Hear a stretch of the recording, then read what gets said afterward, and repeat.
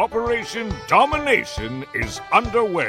The ultimate game plan to dominate your NFL experience. With your hosts, Dan you gotta be confident about your Achilles when you show up. Yeah, I mean, I got him at and Adam LaRue. Don't hope to be great and dominate. Well, all right. Welcome into another edition of Operation Domination, available to you on your favorite podcast app. And make sure you check out our video content when you go to the Fantasy Football Advice Network YouTube channel at FF Advice Net. As always, I'm your host, Dan Mater, joined here with the full crew, Adam LaRue and Chase Thornton. We got week 6 preview. Thank God there's only 2 teams on bye this week. 4 teams is too much. It's too much. I'm telling you. We do have a little breaking news.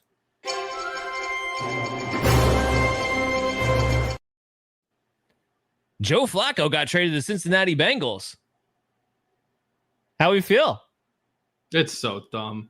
I mean, genuinely. So I told Dan before the show. I was looking into it. Both of them on about 41%. It's like really close. On about 41% of their dropbacks have faced pressure. They are both in the bottom 10 of the NFL, and that's like eligible quarterbacks. We're talking including Carson Wentz, Mariota, like those guys. Like have taken snaps at the quarterback position. Like no, starters, like whatever. Joe Flacco's under 40% completion, by the way. Even Jake Browning is at 51.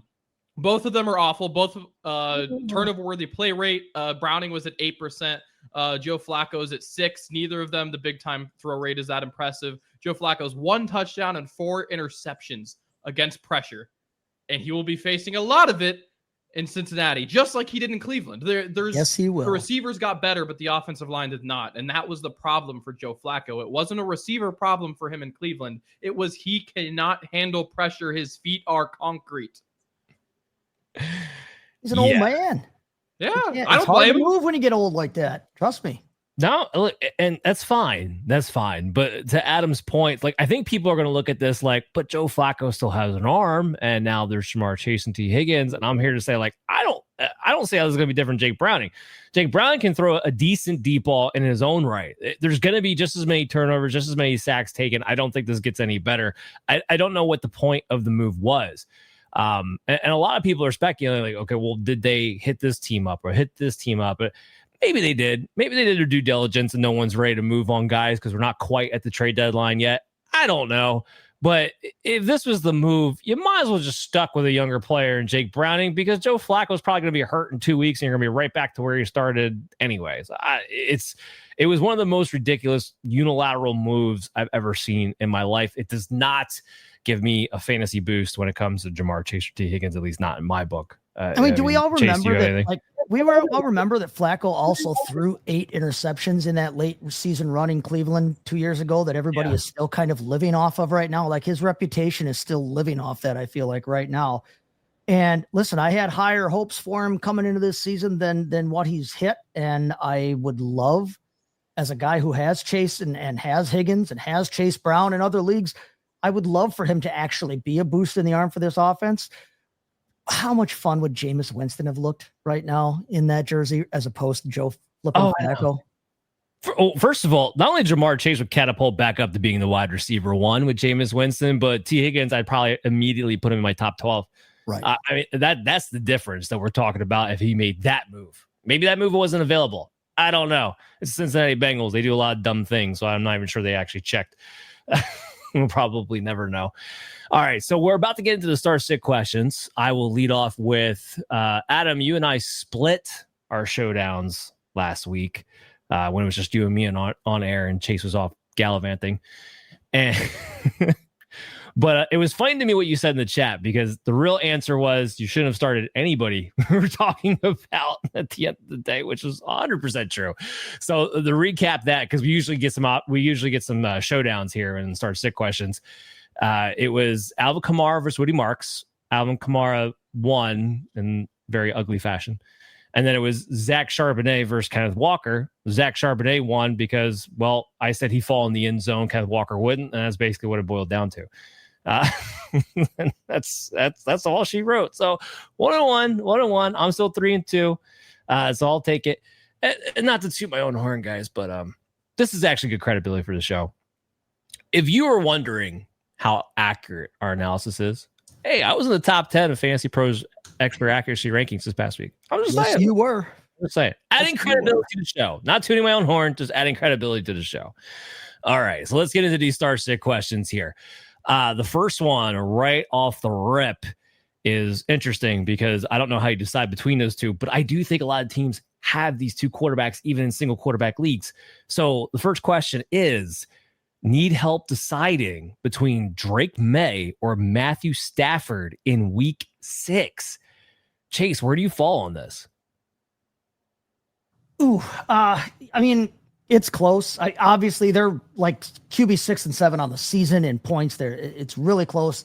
In terms of the matchups, I mean, you're talking Baltimore that Stafford gets to face is giving up the second most points to opposing quarterbacks, and New Orleans that Maye gets to run up against here is giving up the 7th most. I think when I look at what I expect from these games, I'm going to lean ever so slightly toward Drake Maye. I like his rushing ability. He hasn't necessarily unleashed it yet, but I like what he can do with the run. I think that, in a game that's going to be, that they should be able to win this game. I don't think anybody has any problem with that or with that statement. But I think that it's possible he gets free a little bit here and actually gets to use his arms or his legs. And we know what his arm can do. I think that team is on the upswing. So I will lean ever so slightly toward Drake Maye right now. Okay. Adam, are you in agreement or no? Yeah, I am. I'll keep it short and sweet. I just think that realistically, if the Rams get out to a heavy lead, I think Stafford doesn't throw that much. I don't think that Drake Maye takes the foot off the pedal. And that I think boils down to the difference. Also, like the Ravens' run defense is like an NAIA team right now. So they don't need to throw if they don't want to. Every Rams throw is purely optional. So like I don't know. I think the floor is a lot better with Drake Maye this week. Perfectly said. I almost feel like you got into my notes and read them word for word because that was literally the tiebreaker for me too. So like for me, I have Drake Maye coming in here as quarterback 7 on the week. I have Matthew Stafford at quarterback 9. The matchup's beautiful with the Ravens 100%. But like you said, Kyron Williams can have a great game. They decide in the second half, they just need to run it out and don't have to do anything else. It's very plausible. Where against the Saints have been feisty enough where I think they'll be able to stay in it with New England. And to your point, like Drake Maye is going to have to be a little more involved. Chase, you mentioned how he hasn't really opened it up on the rushing yet, but he's still one of the more mobile quarterbacks. And you're going up against a team, the Saints, that are allowing the 7th most rushing yards to the quarterback. They just let Jackson Dart run for 55 yards on him last week on 7 carries. I think Drake Maye can do that. Yeah. With a bad hamstring on top of it. Yeah. So I think Drake Maye here, just a little bit of a safer floor to Adam's point. I'm with you on that. All right, so let's move to our next question of the week. And this player is going to come up twice, actually. So Judkins or Travis Etienne. Interesting. All those guys who picked up Judkins late are now trying to figure out, how do I squeeze this guy in my lineup when I have a bunch of other good options? So Adam, let's go to you first. Which way would you lean for week 6? It is ever so slightly Judkins. But I literally have them back to back. They're both in like my high RB2 tier. So I'd feel great starting either of them. If I had to choose, I'm taking Judkins, but Judkins has a really nice matchup this week. Yeah, no, he really does. Chase, you in agreement with that or no?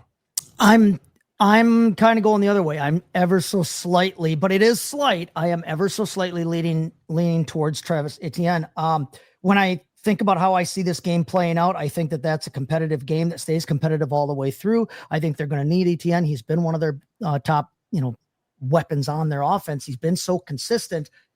And yeah, I mean, he's facing Seattle, but he's at home, and Seattle, you can move the ball on them. They haven't been a stone wall.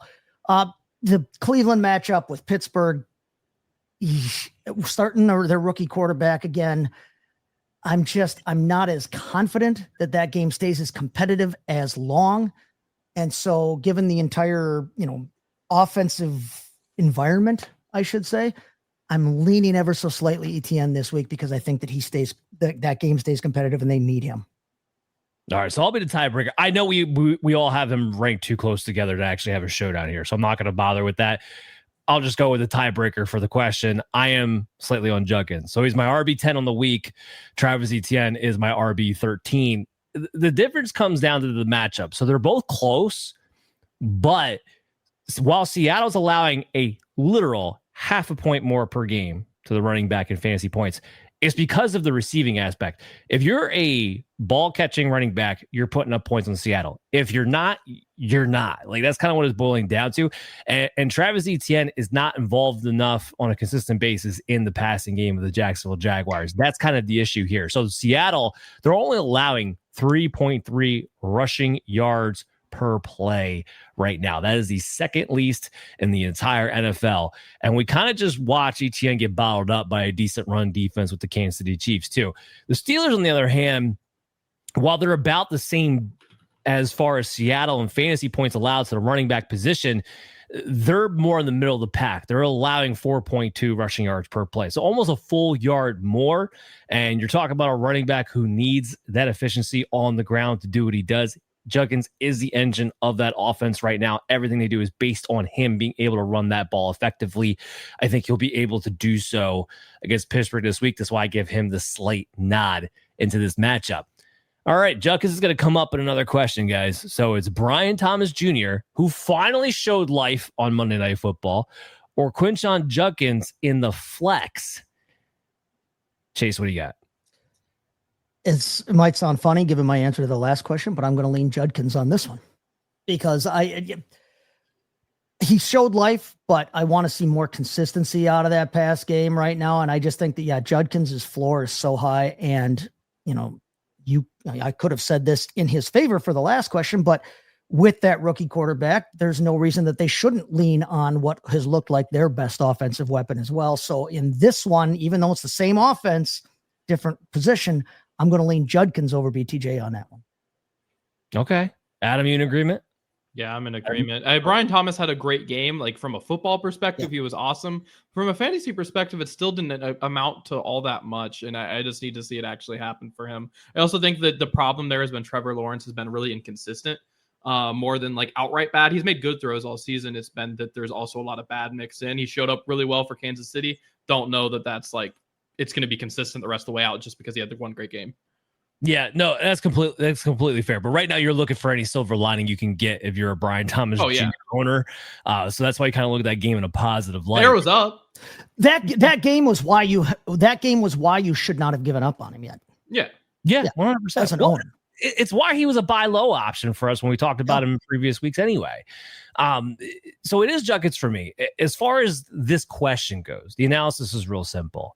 A low-end RB1, which is what I have Judkins ranked, is always going to be more valuable than a wide receiver 2-tier player. And that's ultimately what Brian Thomas Jr. is as of this moment. And that's actually trending up. So I have Brian Thomas at wide receiver 18 right now. I had him buried as a wide receiver 3-tier type player the past couple of weeks. And that's been pretty close to what you've been getting. The only reason I even have him in my top 20, because I probably still wouldn't even after the Chiefs game, is because Seattle's secondary is really banged up right now. And we kind of saw that come to play this past Sunday, right? So Brian Thomas Jr. could have a really favorable matchup. First of all, Tariq Woolen, even if he plays, is garbage. But if he really doesn't play, their backup is super garbage. We still don't know if Devon Witherspoon's going to be able to come back. He's been kind of in and out of the lineup this entire season. So if you got a Tariq Woolen, no Devon Witherspoon, there's no reason Brian Thomas Jr., after coming off of a positive performance, shouldn't be able to take the advantage of this situation to be able to get back on track. Seattle looks like a tougher defense against wide receivers than what they actually are. A lot of it is that the teams that they've played are more run-centric, or it's when they had their corners healthy. Like, neither one of those things are true in this situation. And then we saw with Tampa Bay what happens when neither one of those things are true. You get lit up. So this is a decent match for Brian Thomas Jr., but yes, it would be Quinshon Judkins for me. All right. Well, I've got a trade question. 'Tis the season. Should I trade Breece Hall and Xavier Worthy for James Cook. What do you think, Adam? I think it just comes down to either A, do you have, or B, can you easily acquire, like reasonably expect to acquire a top 30 or so? And I say top 30 is in wide receiver 1, wide receiver 2, or at least like a high tier upside wide receiver 3 at minimum. So like at least like a Keenan Allen type of guy that you, or a QJ, or someone you're excited about who maybe you didn't have a lot of anticipation. These are guys that I think realistically you could have had on your bench that you've now elevated to a starter. If you have one of those guys, I'm saying go for it. But I wouldn't want to lose the starting spot at wide receiver if you don't have someone good that you can kind of fill that with, because I do think Xavier Worthy is getting really valuable opportunities. I know fantasy wise it didn't work out for him this past week, but I think that he's got a bright season ahead of him. So I wouldn't want to lose out on a quality wide receiver without having a good option otherwise. I think that's fair. Chase, where do you fall on this? I said the same thing when I kind of looked at this. I said, I really want to see what this dude's receiver core looks like. My instinct is to say, no, I really wouldn't. Now it's an upgrade. It's an upgrade overhaul to Cook fantasy wise, but not as big a one as I think some people might think it is. I mean, it's 3 points a week, even in half PPR. That's nice. But you've got to look at, like we just said, what's the fallout on the rest of your roster, because you're giving up 2 startable caliber players to basically improve your running back 1. Breece Hall, in the games where Justin Fields has been healthy, he's averaging 14.9 PPR points in the games where Fields is healthy. And that would have him at running back 11 on the season in a points per game basis. So when Fields is healthy and isn't missing, Hall is a running back 1. Cook is a mid-level running back 1 with high upside in that offense. Hall has a great running back schedule the rest of the season, so you're bailing on that early. And Worthy is a boomer bust wide receiver 2, but we really don't even know what he looks like yet, what that offense looks like yet, with him and Rice on the field together, really hammering away on it. I really am curious about what that's going to end up looking like. I don't know that he still isn't boomer bust, but I really want to see what that looks like. So my instinct here is to kind of pull back and say, don't jump on that unless you can afford the hit in your flex position or in your wide receiver 2 position, because you're giving up 2 starters for 1. I think I'm a little more aggressive with this than you guys are. So I don't disagree with what you guys are saying as far as like, you need to have some options at wide receiver. And we don't have that in this question, sure. But I'm just going to look at this as, in a vacuum, face value, this trade. I would pull the freaking trigger without blinking. The only thing that might give me a slight hesitation was something you mentioned, Chase, the schedule part. And not necessarily because Breece Hall's good schedule, because I don't think the James Cook playoff one's rough. The James Cook playoff was rough. So here's who they play in the playoffs. The Patriots, who just held him in check. The Cleveland Browns, and then the Philadelphia Eagles. Now, I think James Cook is a good enough player in that offense to be able to overcome that, so it doesn't super scare me or anything like that. That's the only thing that would even give me a second's hesitation on this deal. Justin Fields doesn't stay on the field, Chase. That's part of his problem. So with Breece Hall, right now, he's the running back 25 in a points per game. James Cook's running back 5. Xavier Worthy, to me, without Rashee Rice, is a low-end wide receiver 2, who's a little bit boomer bust. I don't know what he is with Rashee Rice. The last time we saw them together, Xavier Worthy got kind of delegated to what the Hollywood Brown role is now. Now, he's a better player than that. And I'm not saying he's going to totally go away. But I do think the presence of Rashee is actually a negative for Xavier Worthy's consistency week to week. And therefore, from that standpoint, I'm pulling the trigger on this deal. Give me the RB1. I'll figure out wide receiver on the waiver wire or whatever I have later on. But give me the big upgrade with James Cook, who is right up there with Jonathan Taylor and Bijan Robinson and Christian McCaffrey and Jahmyr Gibbs. Right up there with the top guys. And those are the guys who are going to win you leagues this season. So I think I'm a little more aggressive than you guys are on that front. See how it plays out. All right, last big question that we have. I love this question. Couldn't wait for this one.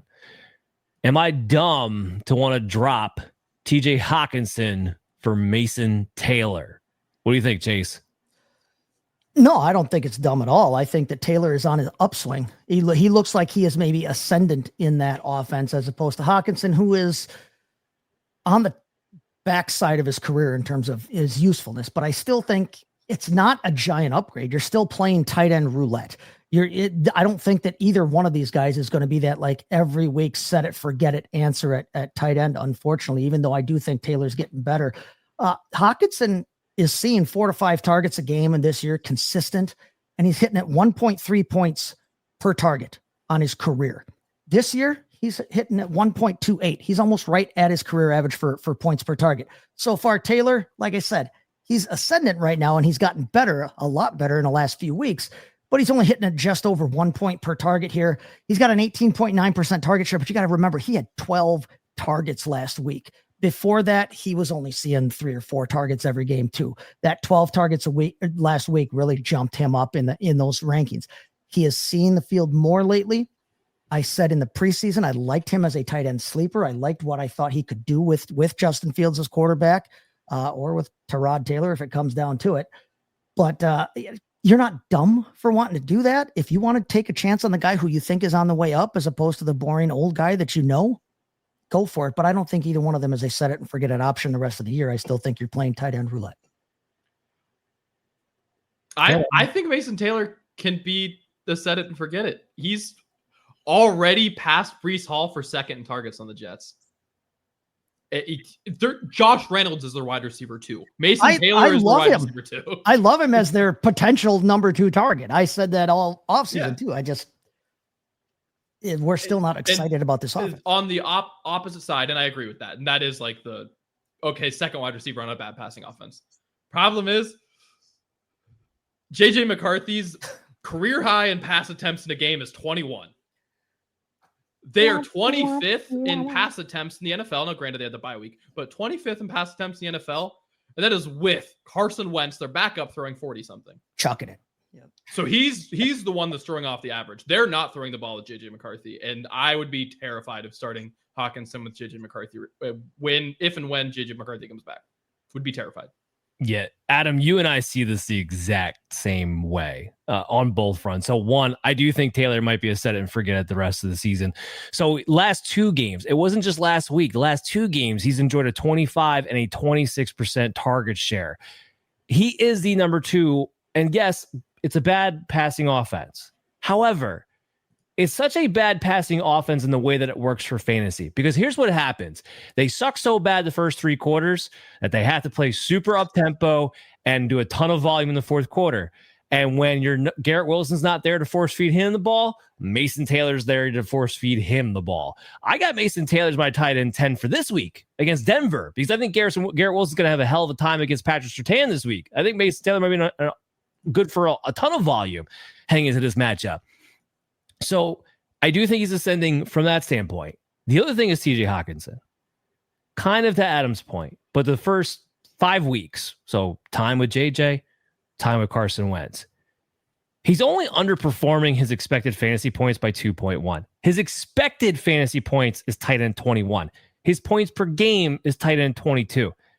I don't see where the upside swing for Hockenson's coming from, unless there's just a philosophical change out of Kevin O'Connell right now with other Carson Wentz or JJ McCarthy.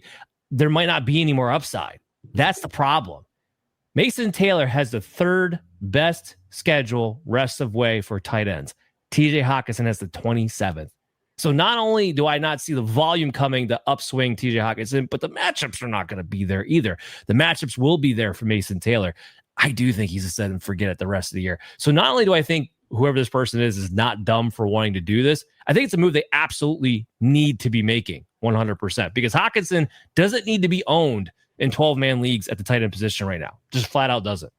So that's where I fall in on that. All right. With that, it's time for a segment we finally get to reintroduce into the 2025 season. Hot and so hot and her.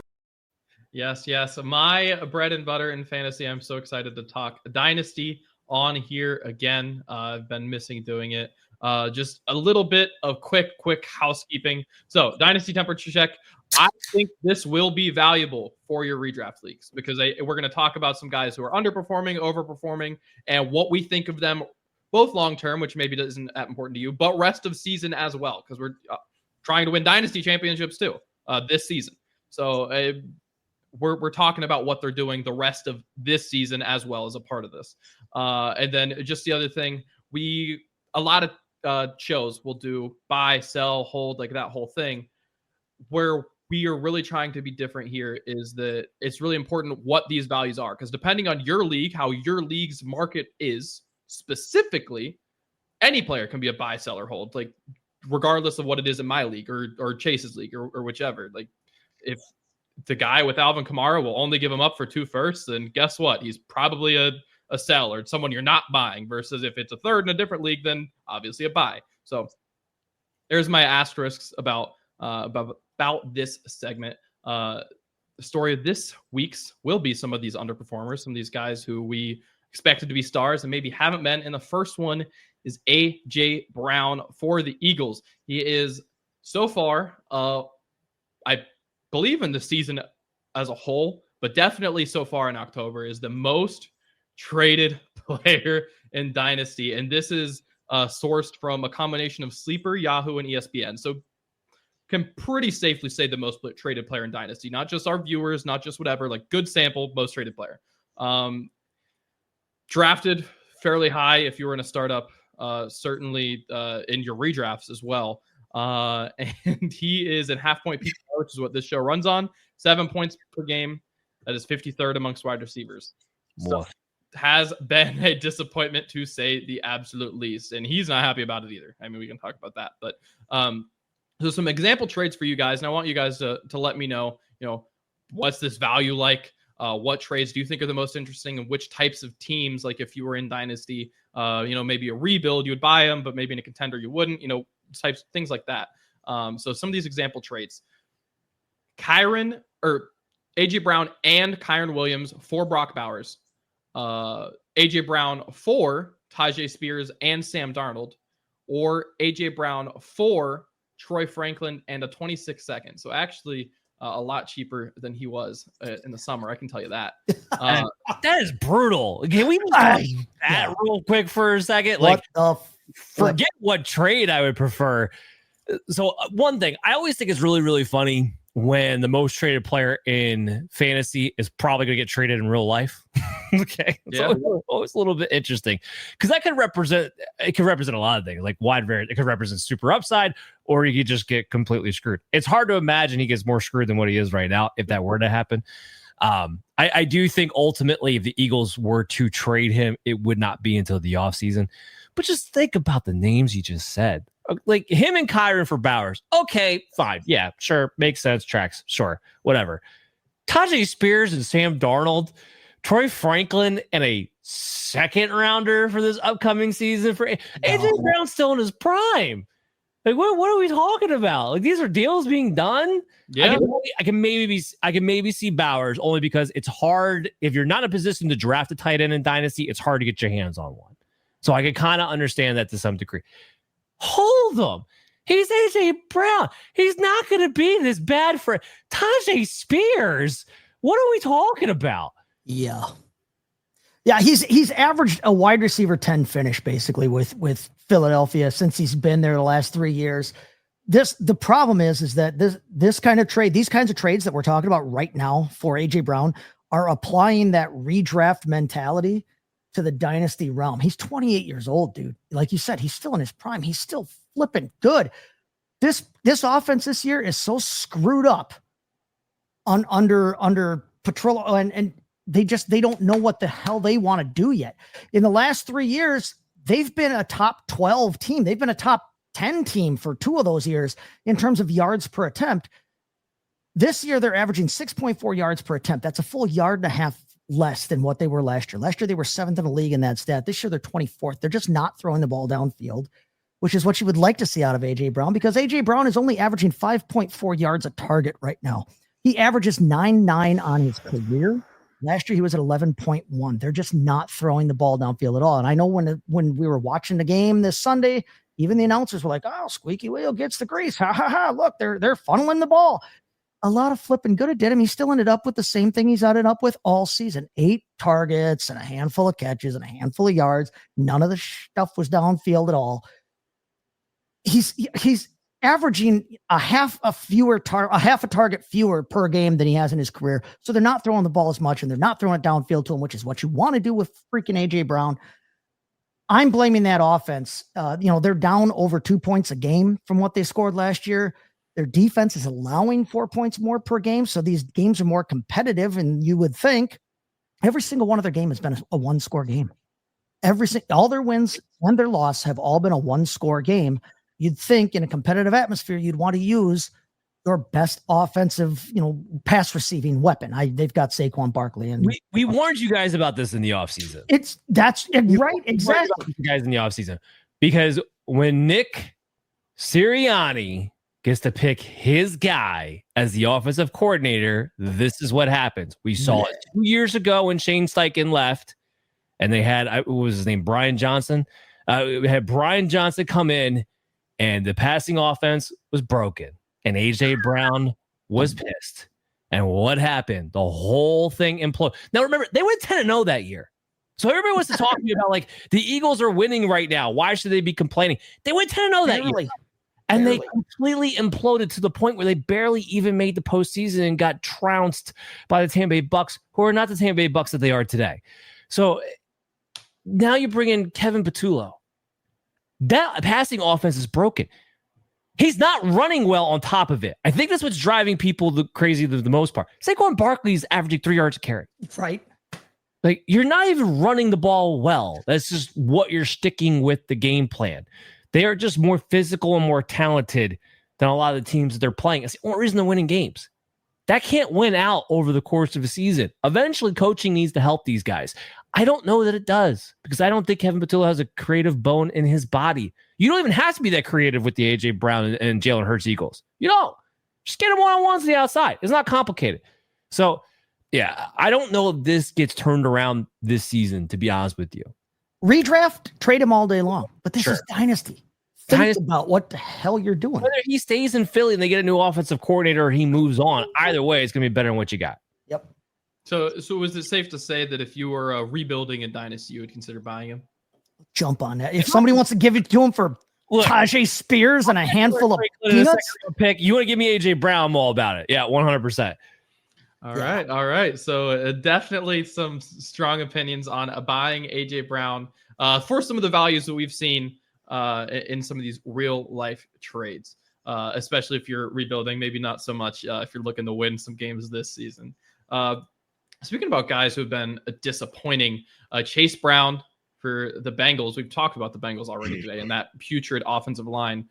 He is the most traded running back and the third most traded player overall. He is at 8.1 points per game. That's 38th overall. Has the new quarterback, so maybe that'll help out. Some example trades, which are like all over the place. So Chase Brown for a 26 and a 27 second, so 2 seconds, straight up for a 26 first, which I actually saw straight up for a 26 first multiple times, which is crazy to me, just based on how he's been so far. And by the way, so the trade numbers are over the last month, like how often they've been traded. However, the trades that I'm looking at are specifically in the last week. I'm only worried about what's happening right now. So this isn't before the season. Someone traded a first for Chase Brown. This is a trade that's happening. I've seen multiple times in the last week. Real trades. All right. So next one, Chase Brown and a 2028 first rounder for Rome Odunze, who is a wide receiver 1 so far this season. And then on the other end of it, I've seen 4 Matthew Golden straight up. And then one that I thought was really, really fascinating. 4 CMC straight up. An RB1. So if you're in Dynasty, what are you doing with Chase Brown? I'm trading him if I can get these packages. Right. It's not even a hesitation. So here's the thing you guys got to remember about Chase Brown. I love the player, and his schedule is really nice for running backs the rest of the way this season. But I don't think this is getting any better. Joe Flacco doesn't help this thing out. This whole thing looks broken. I don't think Joe Burrow comes back at all this year. They're not going to be in a position to make the playoffs for him to want to come back. Chase Brown was a day 3 pick. Yes. He hasn't been that great. Yes. Like, he worked off of all volume a season ago, essentially. And he has been very efficient this year. The Bengals could choose to easily move off this guy completely. I know CMC's older, but because he can catch the ball, he's still going to age relatively well for fantasy purposes. 2028 first and Rome Odunze, yes, please. Even for Matthew Golden, I would consider as well. First rounder straight up. Chase Brown's not even going to be valued as a first rounder by the time the season's over. If it keeps going the way that it is. Like, yes, to all these. Yeah. Yep. I mean, that's my notes. I have almost exactly what you said there. I said Brown isn't anything special. Oh, and by the way, this team has a terrible O-line history, not just like this year. Like, they're terrible all the time. They're never going to figure it out. It's going to be a long time before we see a decent offensive line in Cincinnati there. But to me, though, these trades are a lot closer to being right on for what I would expect in terms of name values and dynasty values. 25-year-old running back who is theoretically in his prime, but we know that the cliff comes fast at that position. He's a day 3 pick, like you said, so there's not a whole lot special there. They don't have a need to. It's why I wasn't big on him last year when they signed Zach Moss and had him, because I was like, if they thought he was the long-term answer, they probably wouldn't have brought a guy in like Moss who had been a full-time guy the year before. So I would take almost all of these, I think, and I would jump on them because I don't have to be married to Chase Brown. I don't feel like you're losing out on anything special. And if you can get something back that's going to help you win either now or in the future, be it CMC or be it a draft pick, if that's the position you're in, jump on that because you're not losing anything special. Dan, does it matter to you what your team is looking like? No. He's not helping you this year. Right. So contender, you're trading him regardless. That one, I think we're all on the same page. But even rebuild, a young running back, ship him out regardless. No, but yeah, exactly. Because here's the problem. Even if you are in a rebuild and you think, okay, well, I can get an RB1, maybe he returns to that form next year. Like we kind of laid out for you, there's no guarantee that's the case. You are running backs who are day 3 picks who have 1-year pops get replaced all the time in the NFL. All the time. Yeah. And the Bengals will be in a situation to be able to do that. So no, he's no value to you as a rebuild. He's not value to you as a contender. If someone wants to pop you a first round pick in some way or shape or form, or even a second, especially if it's going to be a high, you jump on that because now you've got the opportunity to go out and get a guy who we think can be and should be a number 1 type guy all the way. Chase Brown, you're out of here. One last guy who we'll get through really, really quickly. And a guy who I think is going to be a really, really interesting for us to talk about. And that is Ladd McConkey, so we've got the entire top 3 most traded players. It's the first day of this segment. First time we've done this segment this season. So I thought we started off with a bang. 3 of the most disappointing players in this fantasy season so far. And the top 3 most traded players in Dynasty this season so far. So Ladd McConkey, half point PPR, 7.6. So that's a little bit higher than AJ Brown. That's up to 48th in points per game. Some example trades for Ladd McConkey. Really fascinating range for him because some of these I think are good and some of them are bad personally. Just straight up for Deebo Samuel for a 2026 and 2028 first. Ladd McConkey and a 2026 first for Rome Odunze. Straight up for Bill Krosky Merritt. And Ladd McConkey for Brian Thomas Jr. and a 2026 second. That's a wide range for Ladd McConkey, folks. Yeah, it is. And they're all asinine. Yeah. On one end of the spectrum or the other. Freaking ridiculous. First off, I think for the most part, they're undervaluing him, except for the BTJ trade. I say if you're getting that BTJ trade for Ladd, trade with that guy some more because you can just take whatever you feel like having off of his roster, apparently. But remember what I said earlier about applying redraft thought processes to dynasty deals? There's a lot of that going on in here. This is a bad idea, even if you're in win now mode, even for Deebo looks pretty good right now in terms of like what you're getting right now in the moment. Keenan Allen is not going to be on that team forever. Ladd McConkey is 23 years old. He was literally born yesterday. He's young and we know he's good. We saw it last year. We've seen it this year. He hasn't played terribly this year. It's the offense. And now he's got more competition. No, these are flipping dumb. Keep Ladd. Yeah, so kind of to Chase's point a little bit there is Keenan Allen's not going to be there next year. No. I think we all kind of agree this is probably a one and done deal. Even if he is, he's going to be another year older. I don't know how effective he can continue to be as he gets like his mid-30s. Quentin Johnson, are they really going to re-sign him? I think that's a question that needs to be asked. I don't know that they will or not. Now, maybe they will because he may not be overly expensive. And he's been producing well for them, but they also did draft Trey Harris. So I don't think it's a given because those are the same type of wide receiver that you're going to want to have anyway. Ladd McConkey is getting wide open, guys. Like if you watch the field at all, the film, excuse me, at all, or even if you go to some data sites and you see like his separation scores, he's getting wide open. This is not a situation where Ladd McConkey's going through a sophomore slump and he's just not playing as well. He is. He's just not getting fed the ball the same way that he was. So this is going to correct itself with Ladd McConkey. I say that more so to point out that if you trade him straight up for Deebo Samuel, you're a moron. And Frosky Merritt, by the way. I have to say that one. Oh, what the hell is that move all about? Yeah. Oh. Yeah, like that's just flavor of the week. That's impulsive, and we never want people to be impulsive in fantasy football. Let's never talk about that again. Now look, if you want to give us 2 firsts, if you want a 2026 first and a 2028 first, and I'm a team that's still in rebuild mode, I'd contemplate it, but I still favor Ladd because he's 23, and that's the type of player that you're trying to draft for those draft picks to begin with. But I'd contemplate it. If Rome Odunze is your guy, I'm okay with that move. I am okay with that move because Rome Odunze looks like he could be a superstar, and now he's attached to Ben Johnson for the long term.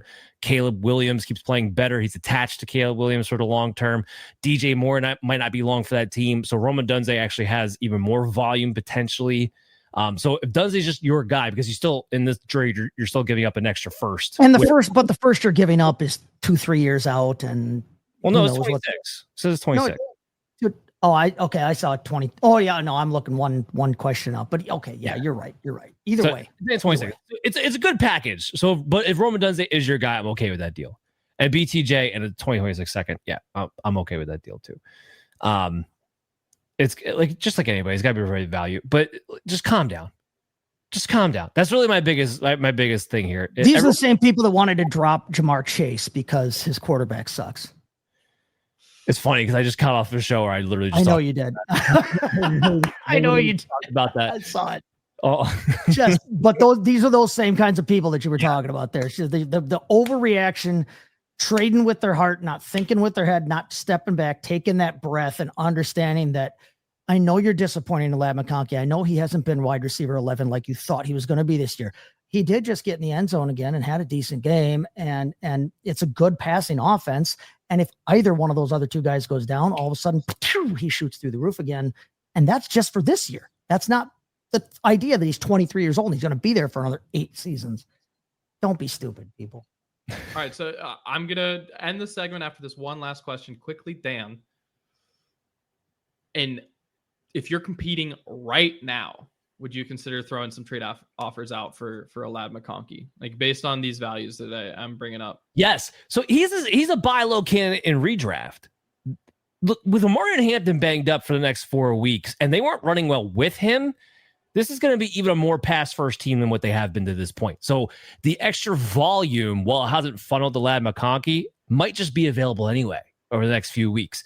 And then I think as the season progresses, you're going to see Keenan Allen, who typically gets hurt at the end of the year, start to regress, and Ladd McConkey is going to be picking up the slack. So even in redraft leagues, I'm trying to buy low on Ladd McConkey right now. So yes, as a contender, I definitely would in Dynasty. All right. I think we just gave you guys some really good Dynasty advice. I'm definitely excited about talking more Dynasty on this show, but I'm also very excited about talking about some DFS.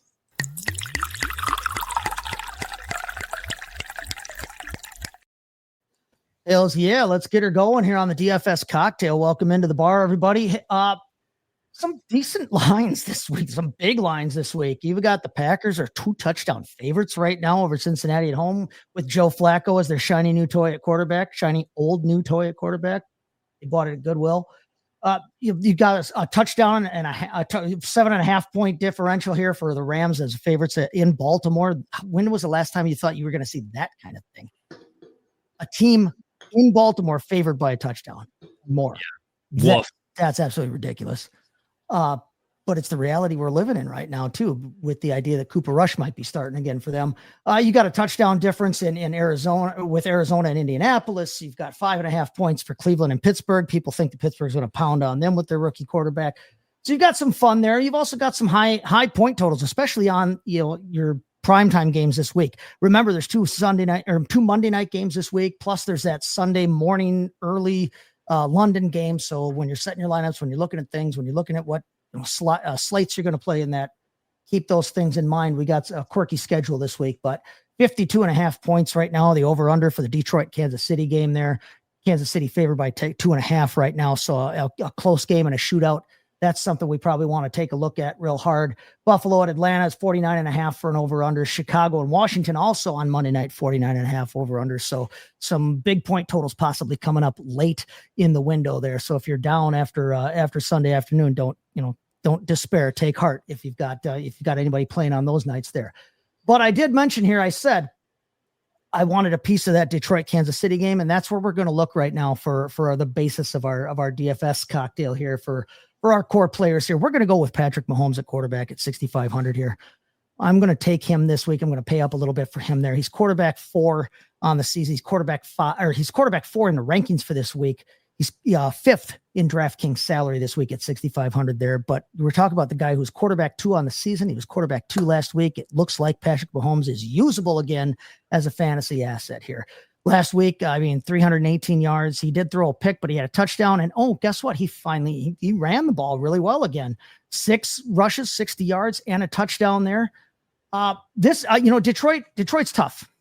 They can be tough there, but this is going to be the best O-line that Detroit has faced in Kansas City. Kansas City's O-line is the best one that they've faced this year. They've allowed the 6th fewest sacks in the game right now. I think one of the keys to this game, one of the matchups I think we all want to be watching is going to be Aiden Hutchinson on the outside versus the right tackle, especially Jawan Taylor, and how he makes that, matchup work if he gets to rush off of that side there.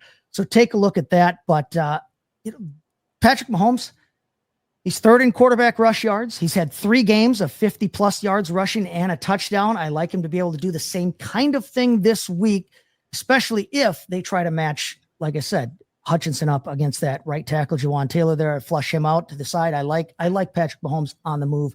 I like Patrick Mahomes, a mobile Patrick Mahomes.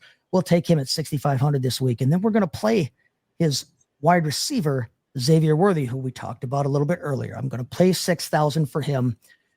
Ranked wide receiver 12 this week. He's 15th in salary. So you're getting a little bit of a discount there. Not a giant one there, but in the last 2 weeks, which is when he's been healthy after that crazy, I got ran over by Travis Kelce in the first game.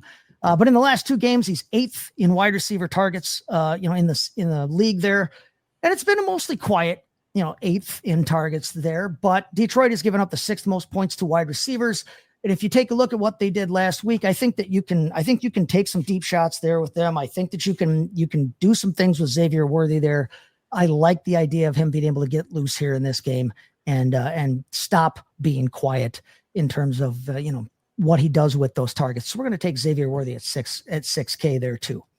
We're going to play back against him then with one of those Detroit Lions. And we're going to take here Jameson Williams instead of Amon-Ra St. Brown. I'm going to pay down a little bit for Jameson Williams. He's only at 4,700 this week. And he's only ranked wide receiver 31.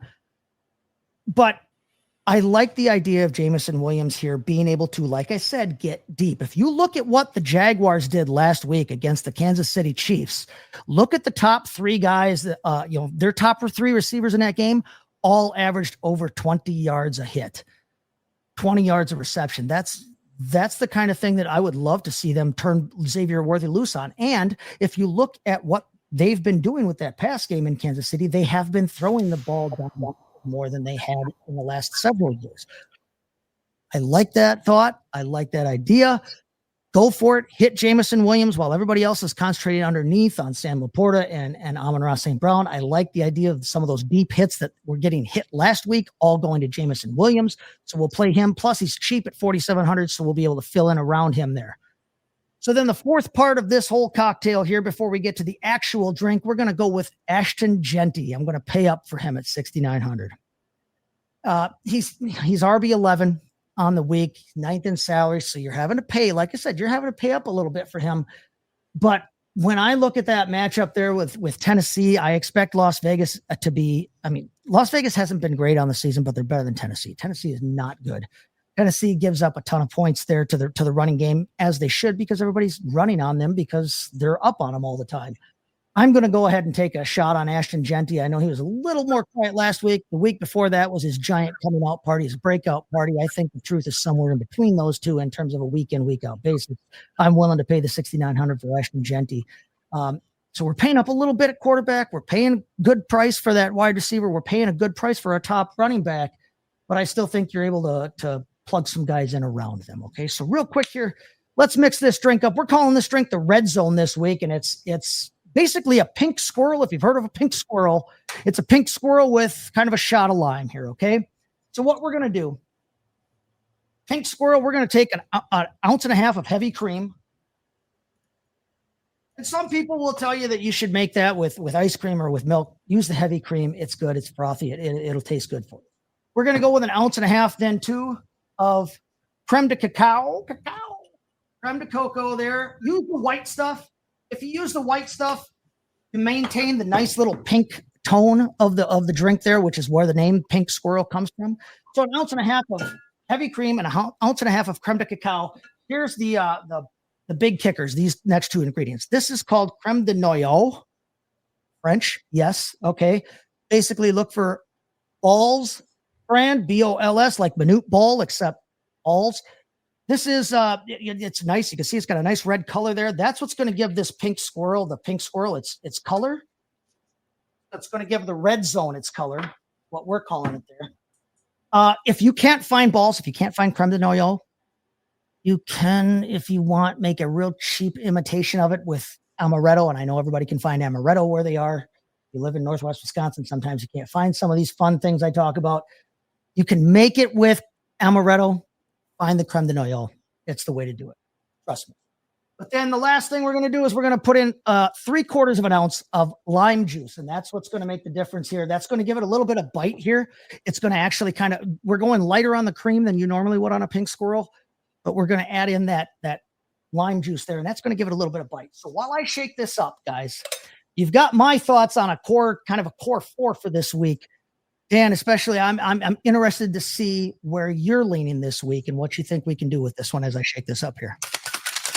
All right. Well, with your core 4, I also want to try to add Jalen Waddle into this mix. The target funnel is real now, $6,100, and I want to actually add Quentin Johnston in here too. So I know he finally came back down to earth, but I want that Chargers Miami game, especially with two of the top deep throwing targets on those two teams are going to have to now be pass funnels and what could be the shootout of the week. So I'm trying to get those two into my lineup here as the other wide receivers and flexes, and not overly expensive. I don't know what you got, Adam. Yeah, the thing I'll add is that we talked about earlier about our, whether you like Judkins or Etienne, they're the same price. So if you either one, for me personally, I think is a good choice. I personally would go Judkins. Obviously, I think that the Steelers run defense from the first 2 weeks is a little closer to reality than the last two. But depending on your flavor, like I said, both the same price. So just take one of those guys, and I think you're in a really good spot for that second running back spot. No, I will tell you on the Judkins Etienne front. Yeah, I plugged in lineups with both of those guys, on and off with this same lineup because I loved them both too. And I agree. I completely agree with the whole idea of Quentin Johnston. Last thing we're going to put on this, now that I got it shaken up and strained into a coupe glass, which is kind of fun to look at, is a dash of nutmeg. I mean, you want to do a little bit at a time because nutmeg tends to clump up a little bit maybe in your shaker, and it'll come out in a big giant lump. You don't want that. But what that's going to do is it's going to kind of make this almost like a little bit of a peppery overtone to it. It's really going to bring out the more complex flavors of this. But there is your Red Zone. Love it. Cheers, everybody, and good luck to you on your DFS this week. Love it.